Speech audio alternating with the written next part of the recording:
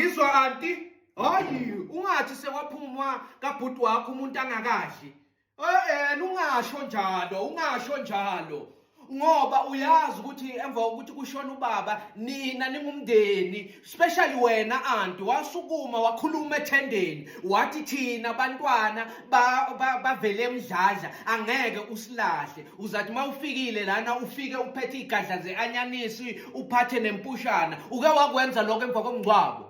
Bawufuna idondoni ibone ukuthi wena uzoba ngumuntu oright, izithembiso zakho wangayigcini. Ake ngikutsheleke ukuthi sekwenzakalani manje. Ukudla lakhaya sekwaba negama nesibongo. Umuntu uma athenge uflower njoba ngihlala nabo sesiwami lakhaya, uma babhakile ngithi ngithatha amabhiskiti noma ngithatha lelo dombola abalibhakile ngitshela ukuthi kuyeke lokho ukudla kwabantu abesikole ekseni. Sisenobaba besazi kahle ukuthi uma kuthengwe ukudla kudla wonke umuntu. Ubaba bekathenga ama 10 kg of flour. 2 ama 10 kg of flour bewathengwa ubaba every month. Ubaba bekathenga 50 kg ye Super B impuphu. Ungathi manje bese uphuma ukuthi sekwaphumwa kabhuti kungakadliwa. Awazi mina ngisho ukuthi manje mangena noma bekushisa kanjani ngaphandle ngathola into ebandayo, i-cold drink efrijini, angikwazi ukuthi ngimane ngiyivule. Ngimele ngiyo-announce kubosesi bami engihlala nabo ukuthi hey abani i-cold drink efrijini, ngisacela ukuthela ngiphuze. Kusaphila ubaba bengenziwa leyo nto?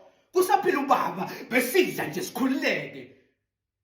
Kodwa ngalokuthi bese kushona ubaba wonke umuntu soyazizamela sesiyapatanisa. Umuntu usanokulamba la ilanga lonke mangiphuma kube ukuthi ngicelwa umama othile ukuthi ngimcentele noma ngicelwe umama othile ukuthi ngimbambise into ezisindayo ezithile. Makangiphi 20 rand kuphuma imali yekota. Uzovela manje ube wenza isithembiso phambi kwabantu basendaweni nomndeni wonke wathi wena hayi njengoba ubaba wena sekashonile, hayi anisintandane mina ngikhona. Hey anti, ubumenemene ungasitsheli ukuthi lana sekwaphumwa kungadliwanga. Ukathenga igroza nawe wazoyibeka la.